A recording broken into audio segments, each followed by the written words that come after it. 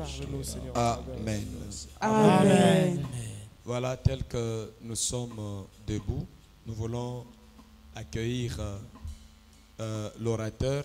Amen. Alors, c'est le révérend pasteur Simon Kalimo.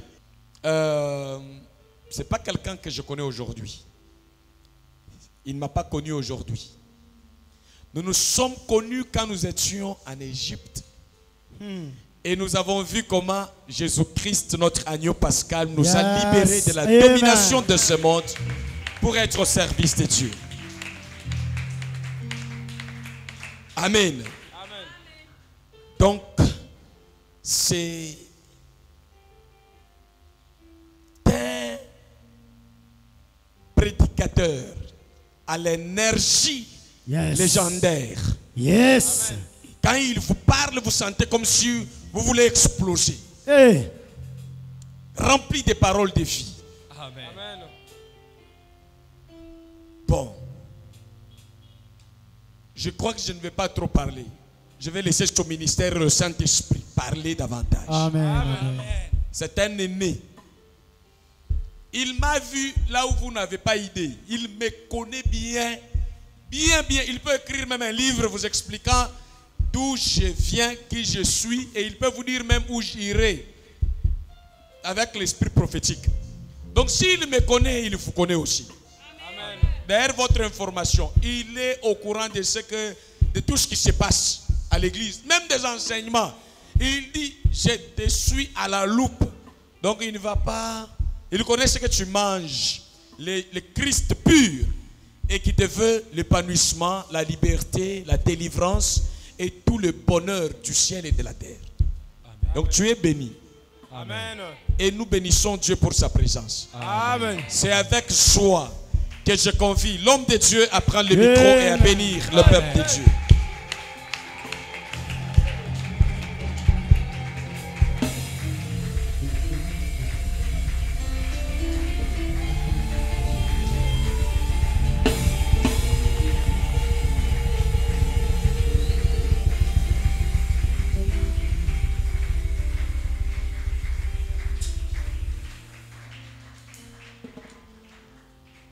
Amen. Je suis très, très, très, très joyeux parce que je viens honorer un homme de Dieu digne de son rang. Et je voudrais que vous compreniez une chose. L'Éternel vous aime et vous a donné un berger qui connaît réellement ce que le Seigneur et ce qu'il fait pour ses enfants. Si vous n'avez pas traversé ce qu'il a vécu, vous ne pouvez pas diriger un peuple de Dieu. Mais je voudrais que nous acclamions le Seigneur pour cette grâce qu'il vous a faite. Et nous allons prier. Gloire au Seigneur. Éternel notre Dieu, Père de toute bonté et de toute grâce, il t'a plu dans ta bienveillance de nous accorder cette opportunité, combien merveilleuse, afin de parler de ta part à ce peuple richement béni par ta plénitude et ta présence, pour que ce jour soit, Seigneur, un commencement d'un parcours avec toi. Je sais que tu es présent parce que toi, là où s'assemblent ceux qui t'aiment, tu demeures et tu désires fortement nous faire du bien. Je le sais, je le crois de tout mon cœur, Seigneur. Aujourd'hui, tu vas déployer ta grâce sur ton peuple et que cette parole sera une sémence que tu planteras dans leur cœur, qui germera et sortira le fruit digne de ta grandeur. Je sais, Seigneur, que cette parole est une bénédiction extraordinaire pour nous. Viens ainsi, Seigneur, la planter dans nos cœurs par ta puissance et accorde-nous un cœur disposé et des oreilles richement bénies pour t'écouter. Parle, Seigneur, et ton peuple t'écoute. C'est un nom glorieux, puissant, merveilleux et grandissime de Jésus-Christ, notre seul Sauveur, que nous avons ainsi prié avec action de grâce. Et ensemble nous disons Amen. Je vous en prie.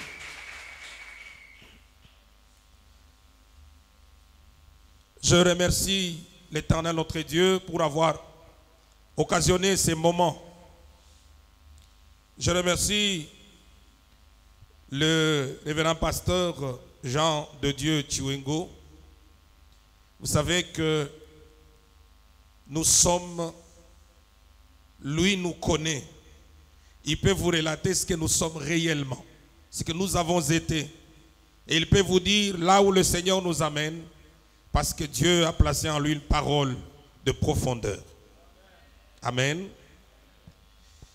Nous commençons un parcours, selon le Seigneur, que nous avons intitulé « Inébranlable ». Le thème de ce séminaire, c'est « Inébranlable ». Nous allons lire le premier texte qui sera tiré dans le premier livre de Samuel. Samuel, 1 Samuel, chapitre 17. Si tu as trouvé, c'est du 23e. Tu vas lire toi jusqu'à la fin, mais je voudrais m'arrêter quelque part pour l'économie du temps qui m'est imparti. Samuel chapitre 17 commence à partir du verset 23. Tu peux lire jusqu'à la fin à la maison, mais ici, nous allons nous arrêter quelque part. Je vais aller en sautant pour que vous compreniez. Mais par l'honneur et le respect à la parole de Dieu, je vous demanderai, s'il vous plaît, au nom de Jésus, de vous tenir debout pour honorer cette parole qui est Jésus lui-même. Je dis 1 Samuel chapitre 17 du verset 23. Aujourd'hui, je vais m'arrêter au verset 39. Tandis qu'il parlait avec eux, voici le Philistin de Gath nommé Goliath s'avança entre les deux armées, hors des rangs des Philistins. Il tint le même discours que précédemment et David les entendit. À la vue de cet homme, tous ceux d'Israël s'enfuirent devant lui et furent saisis d'une grande crainte. Chacun disait, avez-vous vu s'avancer cet homme? C'est pour jeter à Israël un défi qu'il s'est avancé. Si quelqu'un le tue, le roi le comblera de richesses. Il lui donnera sa fille et il affranchira la maison de son père en Israël. David dit aux hommes qui se trouvaient près de lui, que fera-t-on à celui qui tuera ce Philistin et qui ôtera l'opprobre de dessus Israël? Qui est donc ce Philistin? C'est un circoncis pour insulter l'armée du Dieu vivant. Le peuple, répétant la même chose, lui dit, c'est ainsi qu'on fera à celui qui le tuera. Eliab, son frère aîné, qui avait entendu parler à ces hommes, fut enflammé de colère contre David. Et il dit, pourquoi es-tu descendu? À qui as-tu laissé ce peu de brebis dans le désert? Je connais ton orgueil et la malice de ton cœur. C'est pour voir la bataille que tu es descendu. David répondit, qu'ai-je donc fait? Ne puis-je pas parler ainsi? Et il se détourna de lui pour s'adresser à un autre, et il fit les mêmes questions. Le peuple lui répondit comme la première fois. Lorsqu'on eut entendu les paroles prononcées par David, on les répéta devant Saül, qui le fit chercher. David dit à Saül que personne ne se décourage à cause de ce Philistin. Ton serviteur ira se battre avec lui. Saül dit à David, tu ne peux pas aller te battre avec ce Philistin, car tu es un enfant, et il est un homme de guerre dès sa jeunesse. David dit à Saül, ton serviteur faisait paître les brebis de son père. Et quand un lion ou un ours venait en enlever une du troupeau, je courais après lui, je le frappais, et j'arrachais la brebis de sa gueule. S'il se dressait contre moi, je le saisissais par la gorge, je le frappais et je le tuais. C'est ainsi que ton serviteur a terrassé le lion et l'ours, et il en sera du Philistin de cet incirconcis comme l'un d'eux, car il a insulté l'armée du Dieu vivant. David dit encore, l'Éternel qui m'a délivré de la griffe du lion et de la patte de l'ours, me délivrera aussi de la main de ces Philistins. Et Saül dit à David, va et que l'Éternel soit avec toi. Saül fit mettre ses vêtements à David. Il plaça sur sa tête un casque d'airain et le revêtit d'une cuirasse. David ceignit l'épée de Saül par-dessus ses habits et il voulut marcher car il n'avait pas encore essayé. Mais il dit à Saül, je ne puis pas marcher avec cette armure, je n'y suis pas accoutumé, et il s'en débarrassa. Acclamons la parole de notre Dieu et nous nous asseyons. Je vous en prie. Bien-aimés dans le Seigneur, je vous salue au nom puissant de notre Seigneur Jésus-Christ. Inébranlable. Ce terme me paraît tout petit, mais il porte en soi la résistance à tous les maux. Il manifeste le courage, la bravoure, la détermination par rapport à la voie que l'on est en train de suivre. Si vous êtes d'accord avec moi, quand vous voyez ce mot dans sa profondeur, le mot inébranlable veut tout simplement dire qui ne peut être ébranlé, qui est constant, ferme et qui ne se laisse pas abattre. Amen. C'est aussi la qualité de celui qui ne peut pas faire changer de dessein, d'opinion. Il y a l'idée de l'opiniâtreté. Un opiniâtre est quelqu'un qui, convaincu par son idée, sa pensée, on ne peut pas l'en défaire parce qu'il sait que ce que je suis en train de voir est clair, correct et véridique. Amen. Pourquoi nous avons choisi ce thème? Parce qu'en ce dernier temps, nous avons vu que les enfants de Dieu sont papillonnés, ballottés par tout bout de vent. Ils n'ont pas la stabilité. Il y a l'agitation même dans l'église lorsqu'il s'agit de manifester sa foi.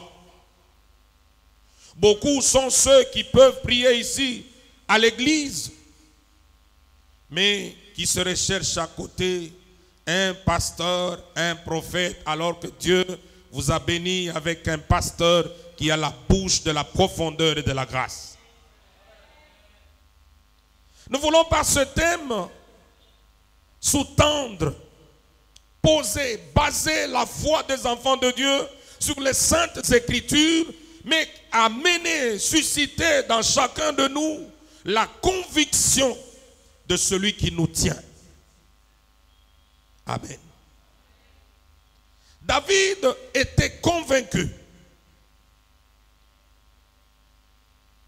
Il savait que celui qui est avec lui, qui combat avec lui, qui marche avec lui, est un Dieu redoutable, mais il a trouvé les obstacles et les persuasions de son environnement. Tous les domaines de la vie. On va commencer. Moi, j'aime la rédaction de ce texte de Samuel chapitre 17, 1 Samuel 17. Le rédacteur de la Bible place en premier le peuple. On a dit la réaction du peuple. Moi, j'aime ce que la Bible dit. Vous allez lire avec moi. La Bible dit, il répétait la même chose. Il disait la même chose, mais il ne réagissait pas.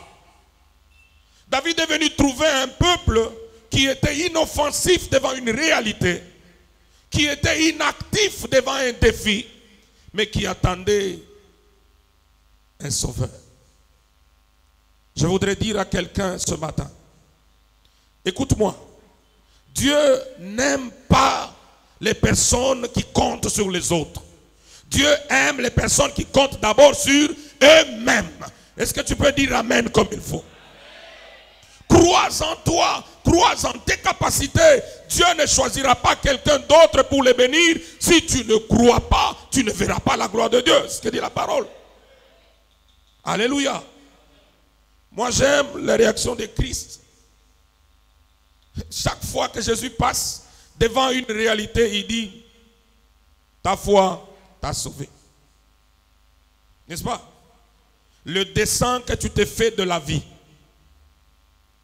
la silhouette que tu te dessines toi-même, c'est ça ta vie.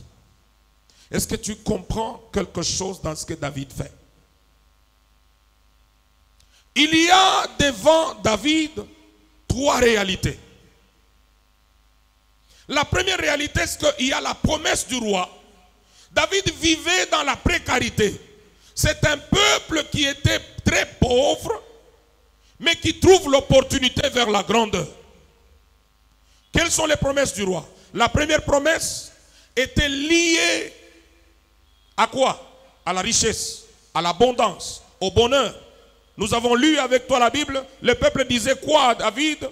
Si quelqu'un tue ce Philistin, le roi lui donnera des richesses. Alléluia. Toute la terre, même les riches, aiment être riches. Peut-être il n'y a que toi qui n'aimes pas l'argent. Moi j'aime l'argent. J'aime tellement l'argent. Oh, tu vas dire quoi? Je suis cupide. Bon, je voudrais poser la question. Qui n'aime pas l'argent ici? Qui n'aime pas l'argent? Vous n'aimez pas l'argent, papa? Vous n'aimez pas l'argent? Je repose. Qui n'aime pas l'argent ici? Ah, gloire au Seigneur. Mais qui aime l'argent ici? Donc je pensais que j'étais le seul qui aimait l'argent. Moi j'aime, je dis bien, j'aime beaucoup l'argent. Oh, vous allez me revenir quel verset? Oh, l'amour de l'argent c'est la racine de tous les maux. Écoutez bien ce que la Bible dit.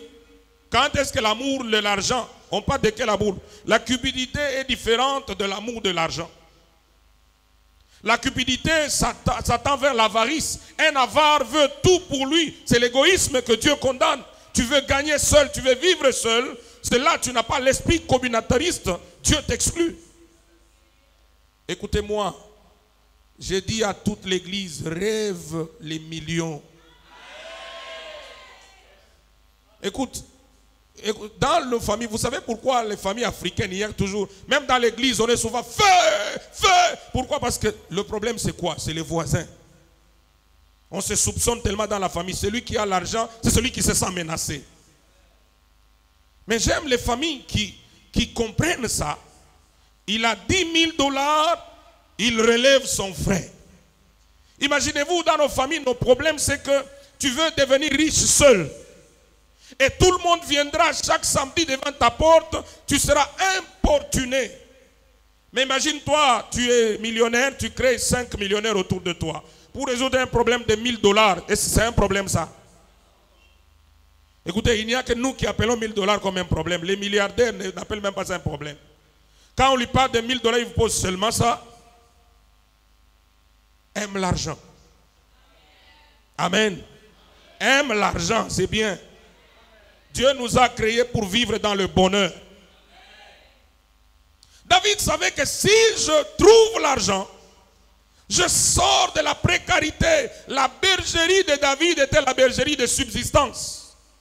S'il était gardien de troupeau, c'est pour vivre sa petite famille dans la modestie. Et voilà l'opportunité qui s'offre devant lui de sortir du quotidien familier. Chaque matin, un David qui allait dans la forêt, qui a bravé tous les dangers. David était un héros en coulisses, mais moi je ne lis pas la Bible comme toi, comme ça. Si David s'est battu contre les lions et l'ours, toi tu l'appelles héros. Moi je dis que c'est un protecteur du bien familial, parce qu'il savait que si on a mangé un, c'est la faim et la menace de la famille. Vrai ou faux?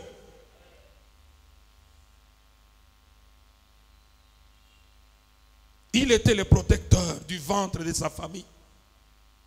Mais voilà que l'argent s'offre devant lui. Il devait saisir l'occasion et aller droit au but. La deuxième promesse du roi, c'est l'alliance. Celui qui battra ce Philistin deviendra le beau-père, le beau-fils, c'est ça? Le beau-fils du roi. Le roi lui donnera sa fille en alliance. Écoute-moi, mon frère. J'aime les relations avec les grands. Je dis à quelqu'un ce matin, aime te connecter aux grands. Tu vivras ce que les grands vivent. Est-ce que tu as déjà été l'ami du président de la République?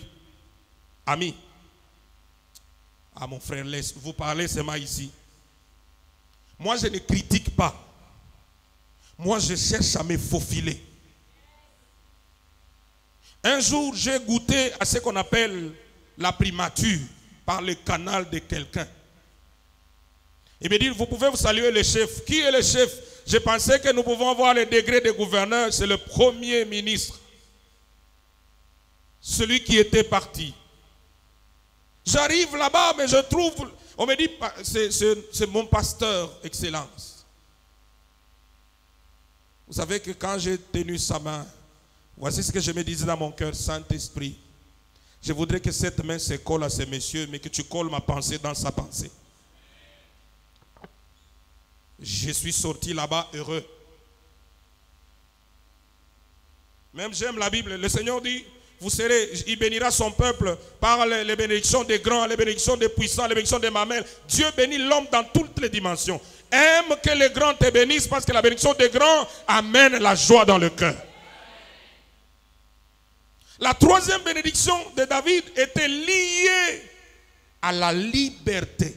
Lisez votre Bible.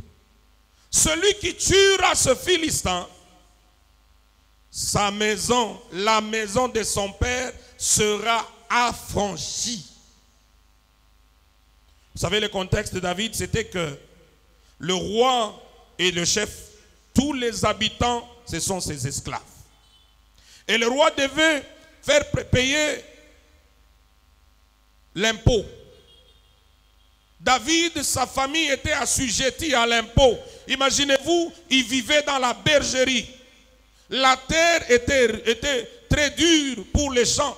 Ce n'était pas une terre arable, mais il devait payer l'impôt. Ça veut dire, si vous n'avez pas l'impôt à payer, vous prendrez dans le troupeau pour aller payer tribut au roi. C'est ainsi que David se battait. Il dit, mais si le lion en prend un, et que la fin du mois, le roi viendra. Il reste maintenant à faire même une association des orphelins, des grandes personnes avec une pancarte, association des orphelins du Congo. Lorsqu'on ne se connaît pas, on se présente très mal. Alléluia. On s'affiche toujours négativement. Quand nous lisons le verset 24 d'un Samuel chapitre 17, voici la confusion. La Bible dit ceci. Nous lisons avec vous. Tous ceux d'Israël s'enfuirent devant lui et furent saisis de crainte. Écoutez, entre la fuite et la crainte, qu'est-ce qui précède?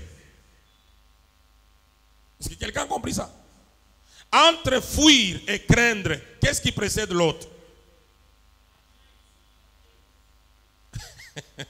Il faut avoir crainte pour fuir. Mais eux, ils ont fui. C'est après avoir fui qu'ils commencent maintenant à avoir crainte. Mais lisez votre Bible. Je voudrais dire à quelqu'un que le Seigneur enlève la confusion dans ta vie au nom de Jésus-Christ. Il fuit. C'est après avoir fui que maintenant l'émotion de la fuite, il commence à craindre. Il y a des gens comme ça qui posent des actes lorsqu'ils vivent des moments qui les désidentifient. Et ils veulent retrouver les émotions primaires. Chaque fois que l'Église a des chrétiens qui vivent dans la confusion par manque d'identité réelle, cette Église est menacée. Bien-aimés, nous voulons que le Seigneur nous aide à asseoir notre foi et notre identité.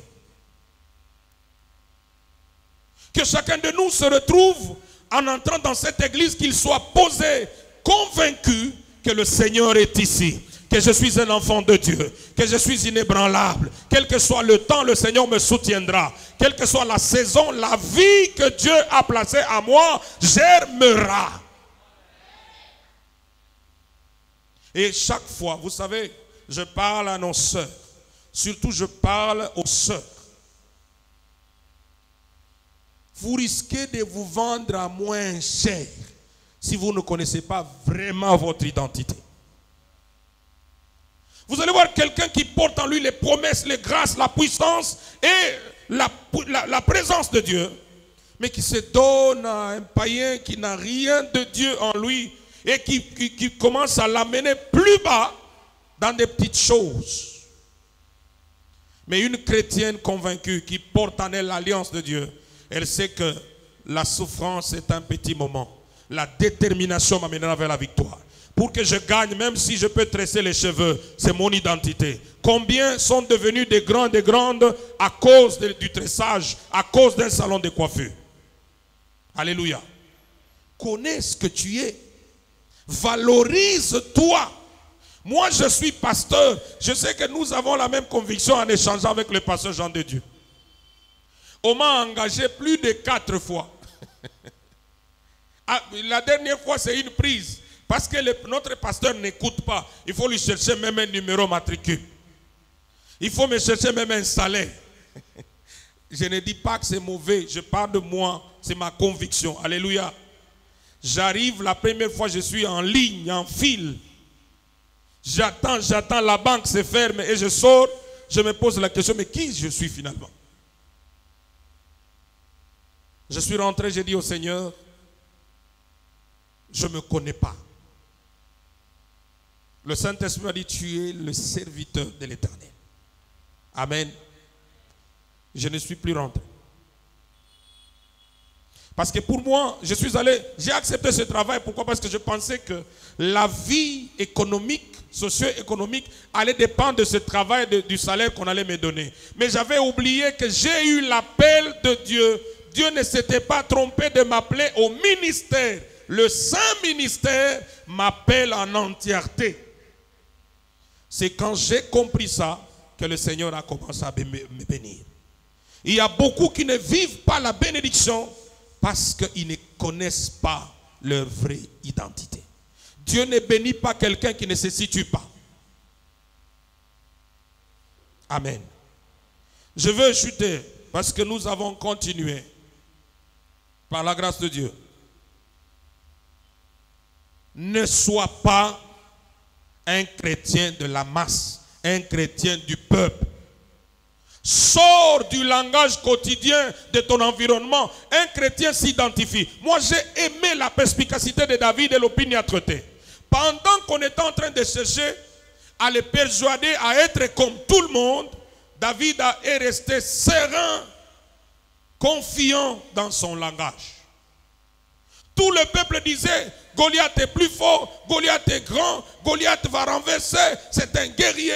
David a dit, même si tout le monde a le même langage, je ne suis pas du peuple.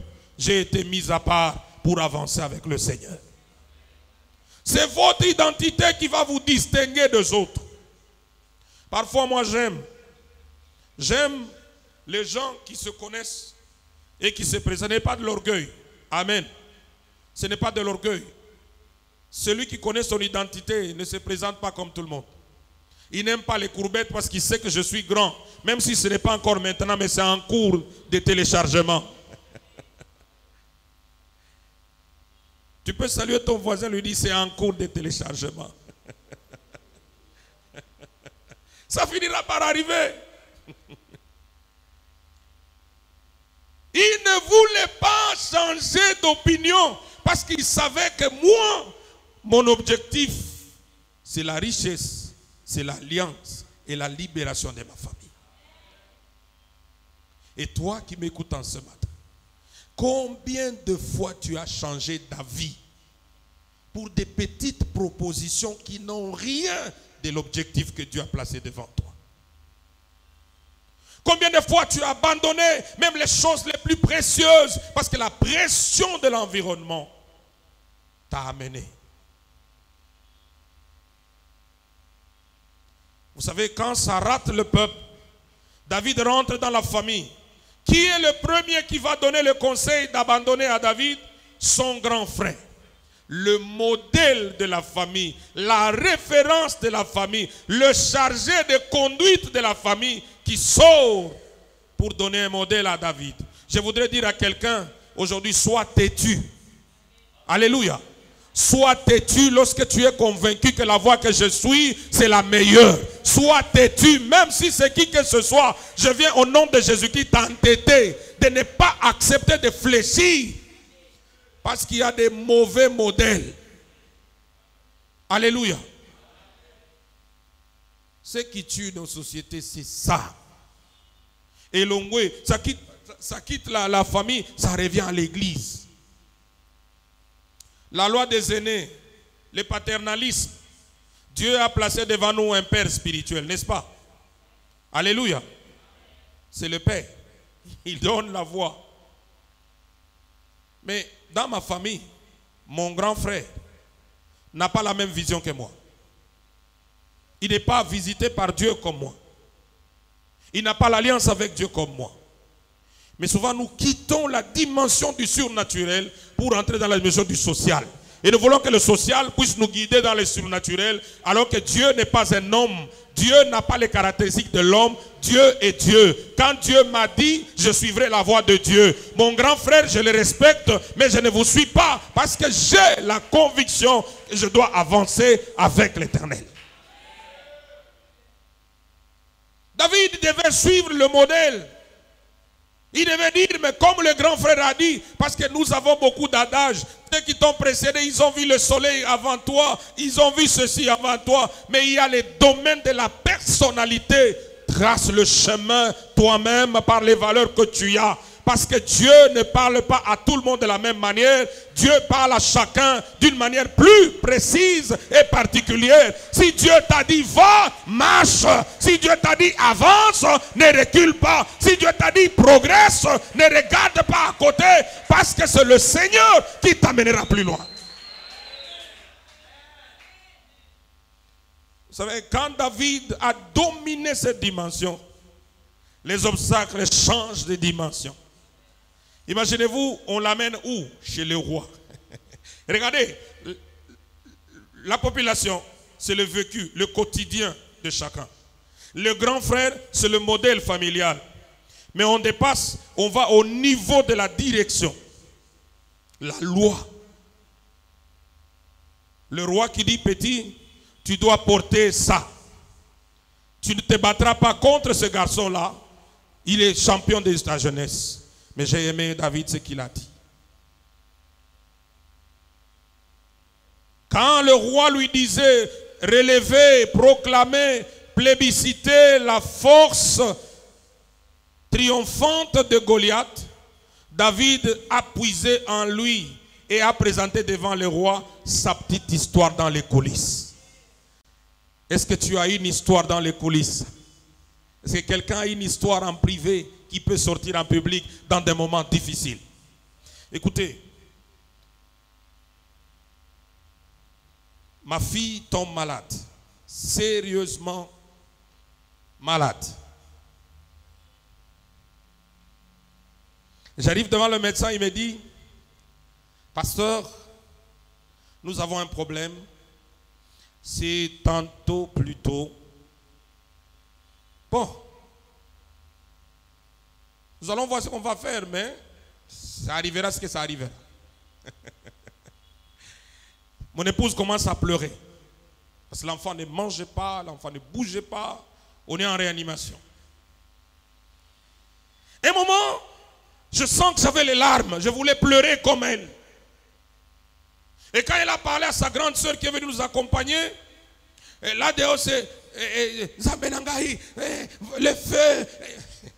Et moi à l'intérieur, j'ai regardé le mur. J'ai senti que j'avais les larmes, je les ai essuyées. Puis j'ai regardé le mur, j'ai dit, Simon, tu as traversé la souffrance. Simon, cette femme, tu l'as épousée dans les moments difficiles. Vous savez pourquoi? Je suis allé épouser ma femme seule. Je n'avais ni frère, ni oncle, ni tante, ni cousin. C'est avec les amis. Mes amis étaient devenus mes oncles et mes tantes. Les autres ont eu la chance d'avoir... Mais moi, je me suis battu seul jusqu'au dernier sou. J'ai commencé à me donner le courage de mon passé. J'ai senti qu'il y avait à moi la force. Je vais dire au médecin, je dis, je ne vous ai pas amené mon enfant pour l'amener à la morgue. Je l'ai amené pour que vous puissiez la soigner et je la ramène à la maison. Il me regarde, il me dit, pasteur, c'est quoi? Je dis, oui. Vos paroles, je les annule. Je ne vais pas les faire entrer dans mes oreilles. Je sais qu'aujourd'hui, je suis venu rentrer avec ma fille. Et quand il a terminé, il me dit, vous pouvez rentrer avec votre fille. Je lui ai dit, ainsi dit l'Éternel.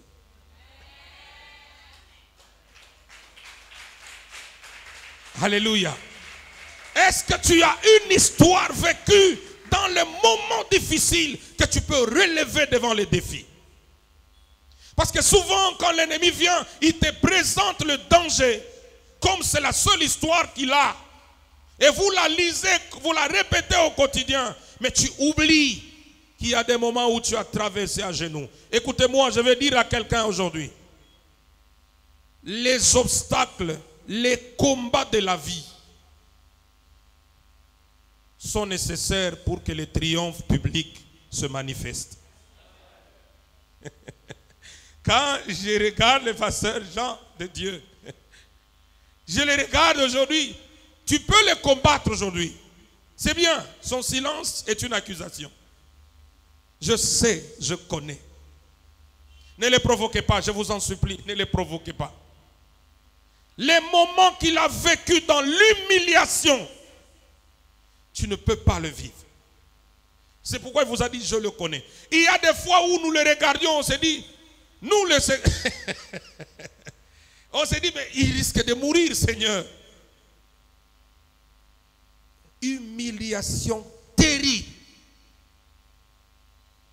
C'est pour qu'aujourd'hui, quand il se lève, il proclame la gloire en public. Lorsqu'on vantait David, Goliath au présent, David a dit, ce présent ne m'intéresse pas parce que dans ce présent, Goliath est avantagé. Je vais puiser dans mon petit passé.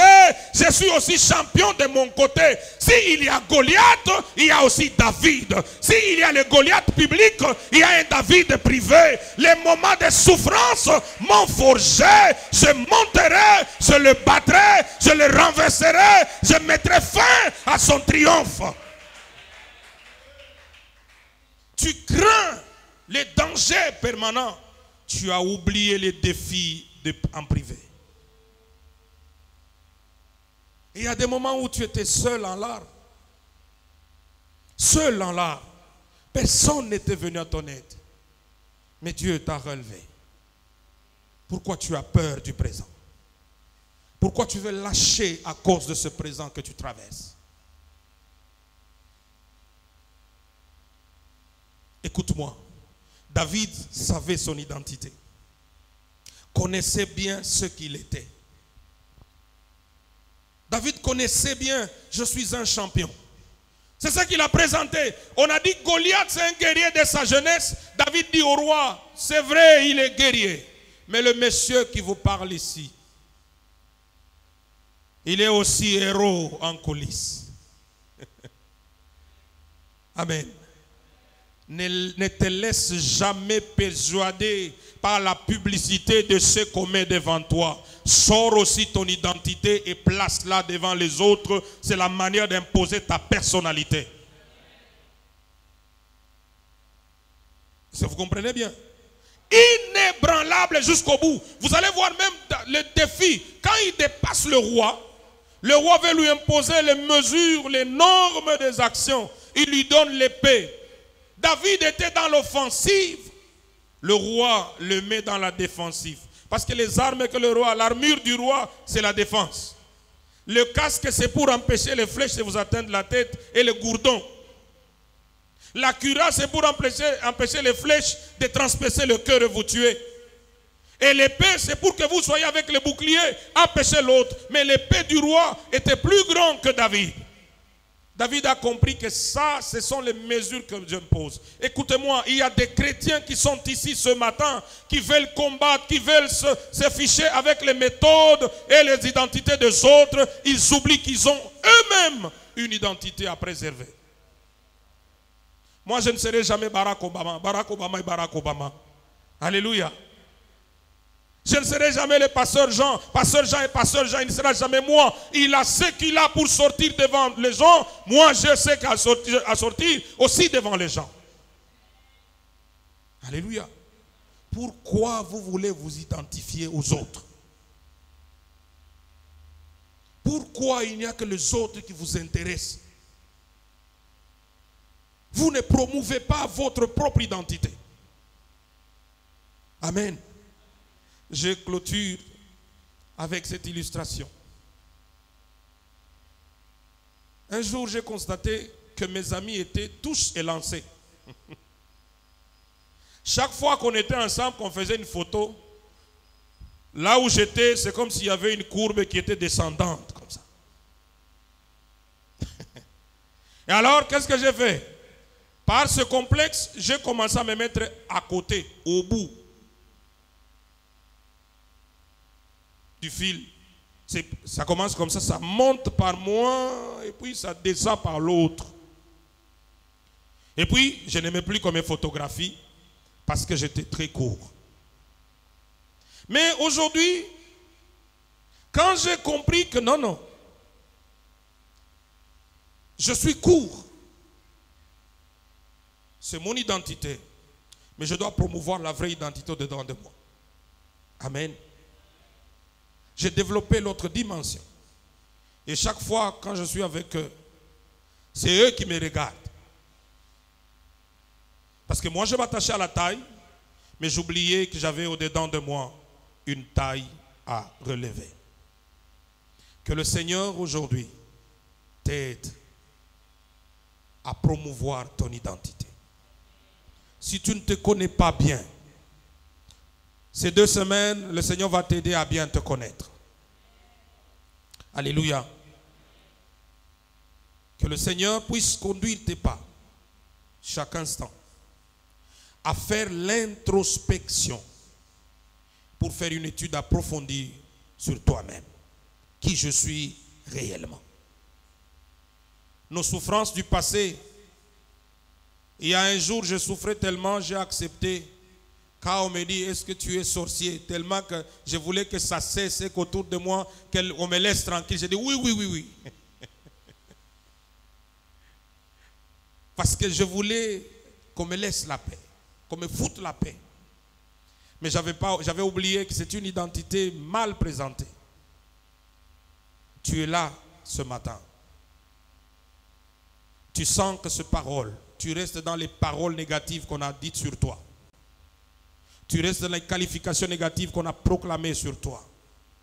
Tu ne sais plus te relever parce que tu marches déséquilibré. Ce sont les insultes parfois que tu es en train d'écouter tout le matin, tout le temps, qui ont déformé ta personnalité. Tu ne sais plus te battre contre l'identité parce que tu te donnes une mauvaise présentation. Ta nature, ta silhouette, ta peau, ton visage ne sont pas là la vraie personnalité, ta vraie identité. Il y a une identité au fond de toi-même que tu dois promouvoir. C'est pourquoi je t'ai parlé de ma taille. Je croyais qu'être grand, c'est ça, être un homme. Mais j'ai trouvé qu'être court, c'est ça aussi être un homme. Parce que court et grand, ça s'appelle taille.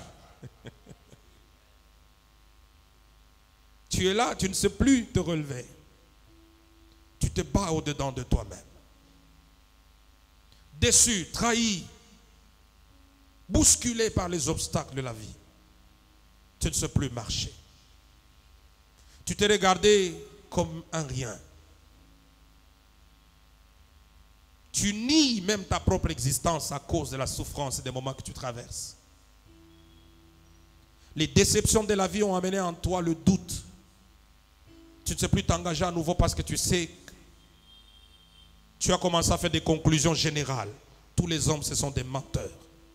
Toutes les femmes, ce sont les menteurs. Je viens te dire aujourd'hui, si les autres t'ont persuadé à mal te présenter, reprends ton identité. Par une petite erreur, tu as changé ton identité. Tu peux tomber. Cela ne fait pas de toi un méchant. Si la chute existe, la relève existe aussi.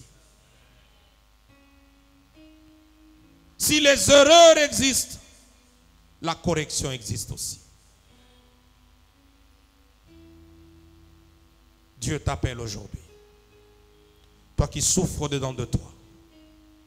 Tu ne sais plus avancer. Parce que tu es resté au passé. Le grand frère de David a dit à David, rentre, préserver, garder le petit troupeau de notre papa. David voulait avancer vers les grandes choses, mais son grand frère lui dit, tu ne les mérites pas, rentre.